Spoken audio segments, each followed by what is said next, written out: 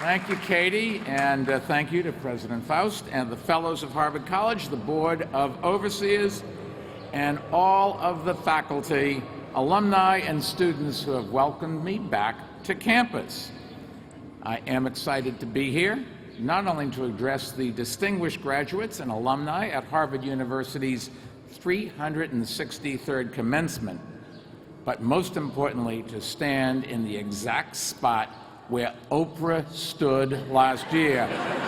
OMG! Let me begin with the first order of business. Let's have a big round of applause for the class of 2014. They've earned it.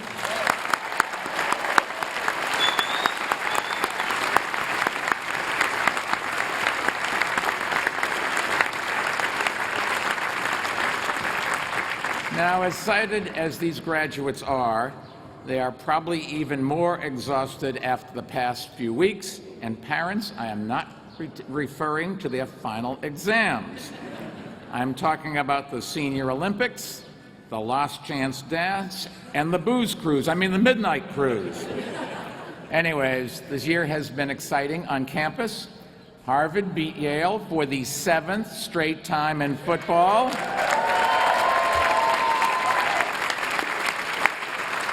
The men's basketball team went to the second round of the NCAA tournament for the 2nd straight year. And the men's squash team won a national championship. Who'd have thunk it? Who'd have thunk it? Harvard, an athletic powerhouse.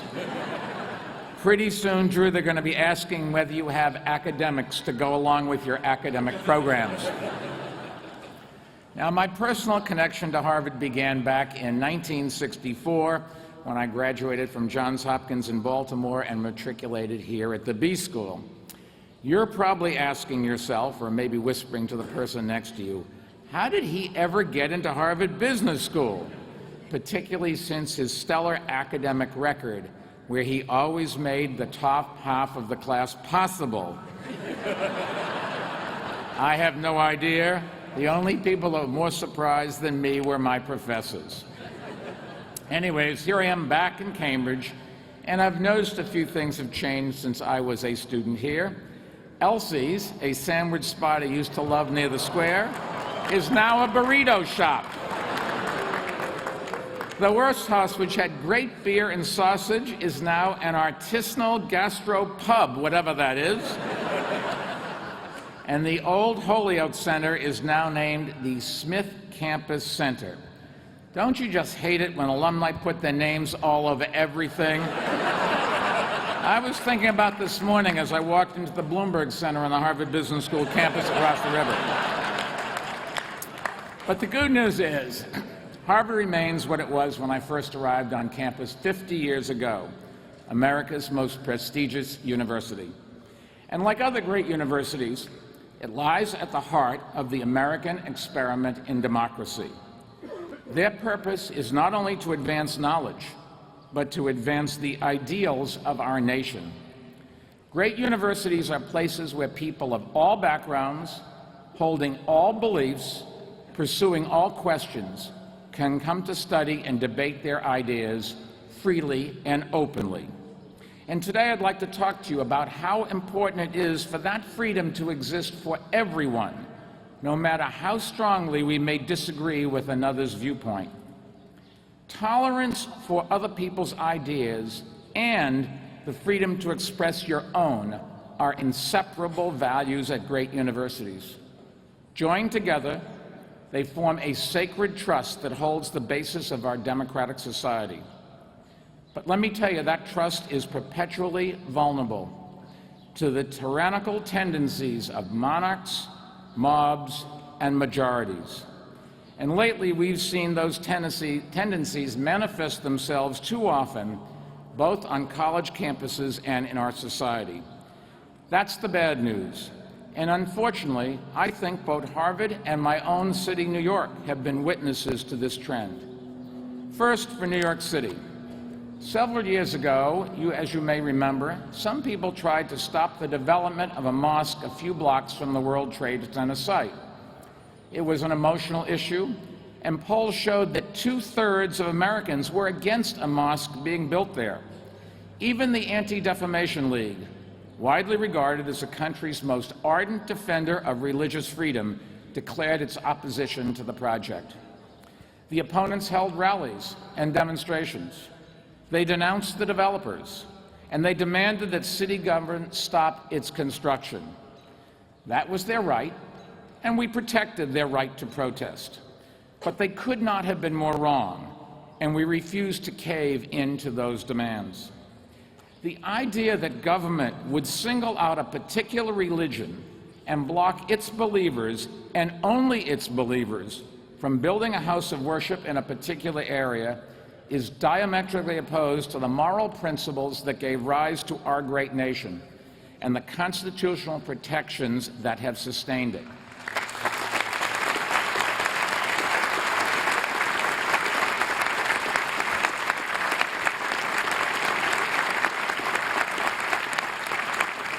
Our union of 50 states rests on the union of two values, freedom and tolerance. And it is that union of values that the terrorists who attacked us on September 11, 2001, and on April 15, 2013, found most threatening.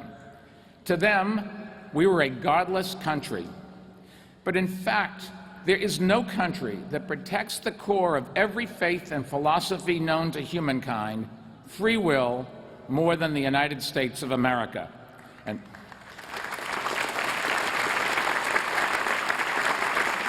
And that protection, however, rests upon our constant vigilance.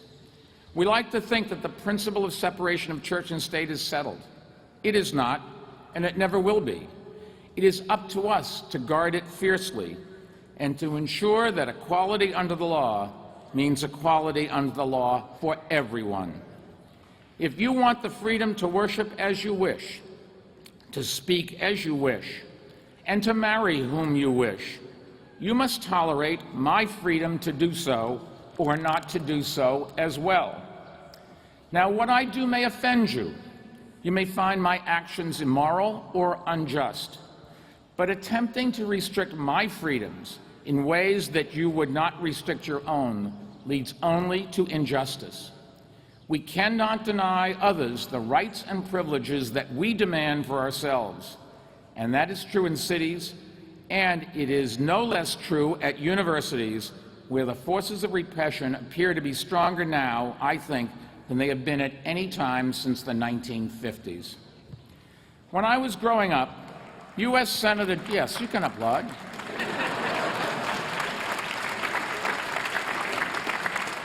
When I was growing up, U.S. Senator Joe McCarthy was asking, "Are you now or have you ever been?" He was attempting to repress and criminalize those who sympathized with an economic system that was even then failing. McCarthy's Red Scare destroyed thousands of lives. But what was he so afraid of? An idea, in this case communism, that he and others deemed dangerous? But he was right about one thing. Ideas can be dangerous. They can change society. They can upend traditions. They can start revolutions. And that's why throughout history, those in authority have tried to repress the ideas that threaten their power, their religion, their ideology, or their re-election chances. This was true for Socrates and Galileo. It was true for Nelson Mandela and Václav Havel. And it has been true for Ai Weiwei, Pussy Riot, and the kids who made the happy video in Iran. Repressing free expression is a natural human weakness, and it is up to us to fight it at every turn.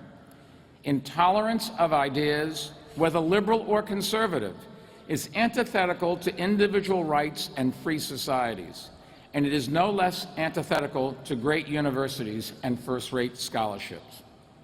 Now, there is an idea floating around college campuses, including here at Harvard, I think, that scholars should be funded only if their work conforms to a particular view of justice. There's a word for that idea: censorship. and is just a modern form of McCarthyism. Think about the irony. In the 1950s, the right wing was attempting to repress left-wing ideas. Today, on many college campuses, it is liberals trying to repress conservative ideas, even as conservative faculty members are at risk of becoming an endangered species. And that is probably nowhere more true than it is here in the Ivy League. In the 2012 presidential race, according to federal, In the 2012 presidential race, according to Federal Election Commission data, 96% of all campaign contributions from Ivy League faculty and employees went to Barack Obama. 96%.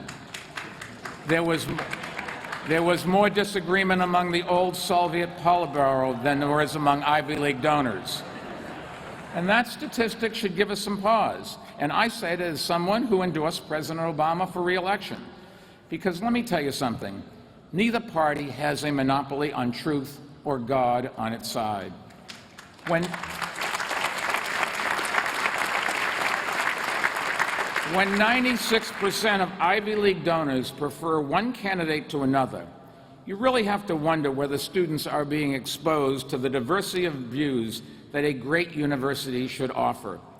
Diversity of gender, ethnicity, and orientation is important, but a university cannot be great if its faculty is politically homogeneous. In fact, the whole purpose of granting tenure to professors is to ensure that they feel free to conduct research on ideas that run afoul of university politics and societal norms. When tenure was created, it was mostly protected liberals whose ideas ran against conservative norms. Today, if tenure is going to continue, it must also protect conservatives whose ideas run up against liberal norms. Otherwise, university research and the professors who conduct it will lose credibility. Great universities must not become predictably partisan, and a liberal arts education must not be an education in the art of liberalism. The role of universities is not to promote an ideology, it is to provide scholars and students with a neutral forum for researching and debating issues, without tipping the scales in one direction or repressing unpopular views. Requiring scholars and commencement speakers, for that matter, to conform to certain political standards undermines the whole purpose of a university.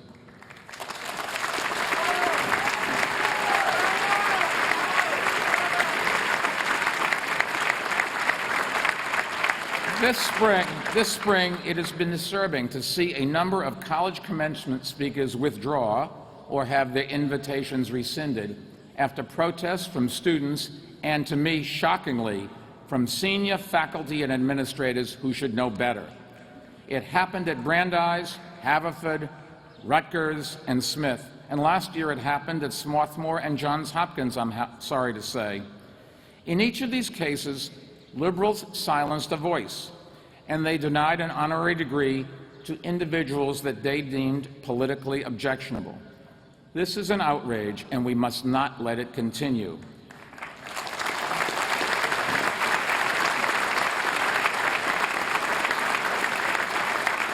If a university thinks twice before inviting a commencement speaker because of his or her politics, censorship and conformity, the mortal enemies of freedom, win out. And sadly, it's not just commencement season when speakers are censored. Last fall, when I was still in City Hall, our police commissioner was invited to deliver a lecture at another Ivy League institution, but he was unable to do so because students shouted him down. Isn't the purpose of a university to stir discussion, not silence it? What were the students afraid of hearing? And why did administrators not step in to prevent the mob from silencing speech? And did anyone consider that it is morally and pedagogically wrong to deprive other students the chance to hear the speech? Now, I'm sure all of today's graduates have read John Stuart Mill's On Liberty, but just let me read a short passage from it.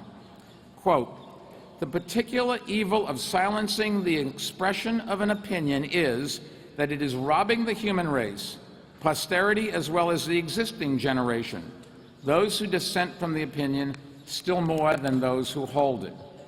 He continued, if the opinion is right, they are deprived of the opportunity of exchanging error for truth.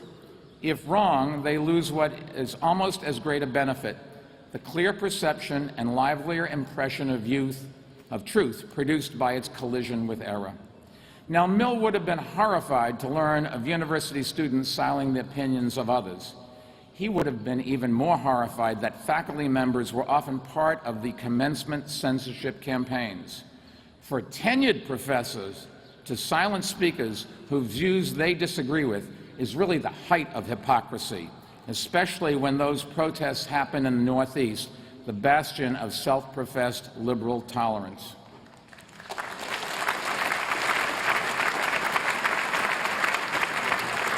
Now, I'm glad to say that Harvard has not caved in to these commencement censorship challenges. If it had, Colorado State Senator Michael Johnston would not have had the chance to address the education school yesterday. Some students called on the administration to rescind the invitation to Johnson because they opposed some of his education policies. But to their great credit, President Faust and Dean Ryan stood firm. And as Dean Ryan wrote to the students, quote, I have encountered many people of good faith who share my basic goals but disagree with my views when it comes to the question of how best to improve education.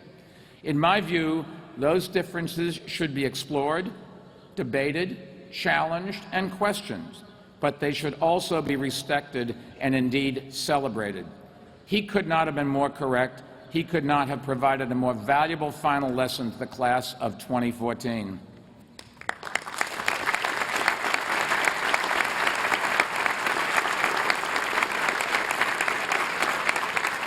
As a former chairman of Johns Hopkins, I strongly believe that a university's obligation is not to teach students what to think, but to teach students how to think. And that requires listening to the other side, weighing arguments without prejudicing them, and determining whether the other side might actually make some fair points. If the faculty fails to do this, then it is the responsibility of the administration and the governing body to step in and make it a priority. If they do not, if students graduate with ears and minds closed, the university has failed both the students and society. And if you want to know where that leads, look no further than Washington, D.C. Down in Washington, every major question facing our country, involving our security, our economy, our environment, and our health is decided. Yet the two parties decide those questions not by engaging with one another, but by trying to shout each other down and by trying to repress and undermine the research that counters their ideology. The more our universities emulate that model, the worse off we will be as a society. And let me give you a few examples. For a decade, Congress has barred the Centers for Disease Control from conducting studies of gun violence. And recently, Congress also placed that prohibition on the National Institute of Health. You have to ask yourself, what are they afraid of?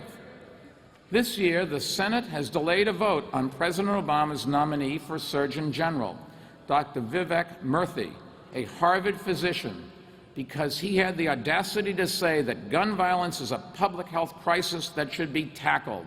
The gall of him.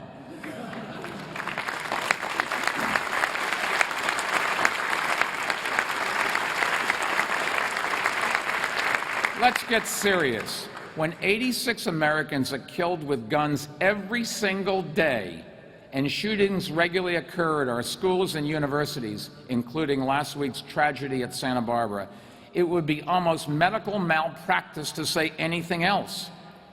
But in politics, as it is on far too many college campuses, people don't listen to facts that run counter to their ideology.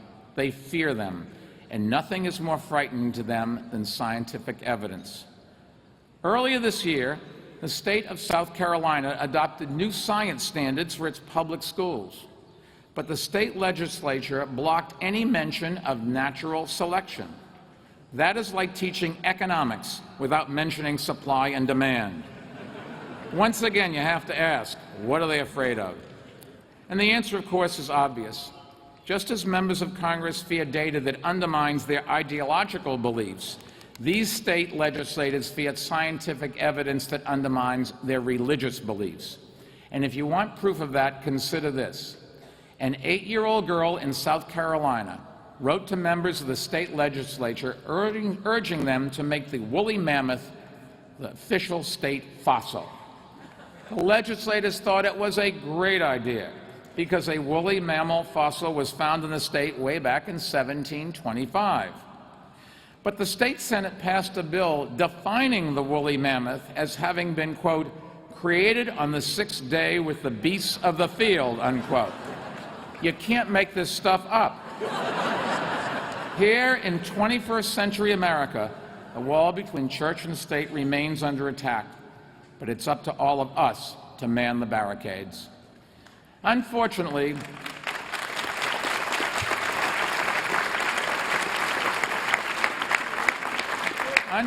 the same elected officials who put ideology and religion over data and science when it comes to guns and evolution are often the most unwilling to accept the scientific data on climate change.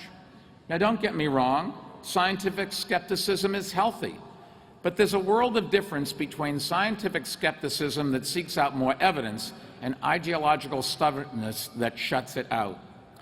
Given the general attitude of many elected officials towards science, it's no wonder the federal government has abdicated its responsibility to invest in scientific research, much of which occurs at our universities.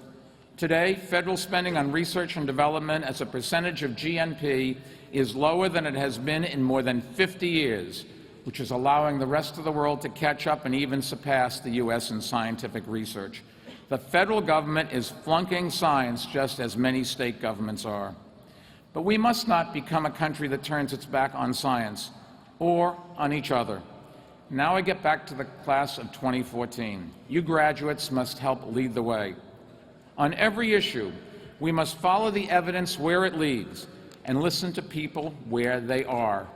If we do that, there is no problem we cannot solve, no gridlock we cannot break, no compromise we cannot broker.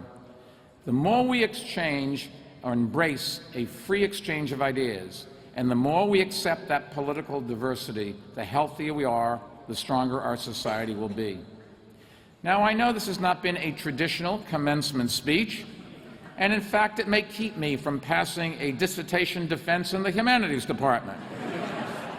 But there is no easy time to say hard things. Graduates, throughout your lives, do not be afraid of saying what you believe is right, no matter how unpopular it may be, especially when it comes to defending the rights of others. Stand up for the rights of others, and in some ways, it's even more important than standing up for your own rights. Because when people seek to repress freedom for some, and you may remain silent, you are complicit in that repression, and you may well become its victim. Do not be complicit. Do not follow the crowd. Speak up and fight back. You will take your lumps, I can assure you of that. You will lose some friends and make some enemies. I can assure you of that too. But the arc of history will be on your side, and our nation will be stronger for it. Now, all of you graduates have earned today's celebration. You have a lot to be proud of, a lot to be grateful for. So tonight, as you leave this great university behind, have one last scorpion bowl at the Kong. On second thought, don't. And tomorrow, get back to work making our country and our world freer forever, freer for everyone. God bless and good luck.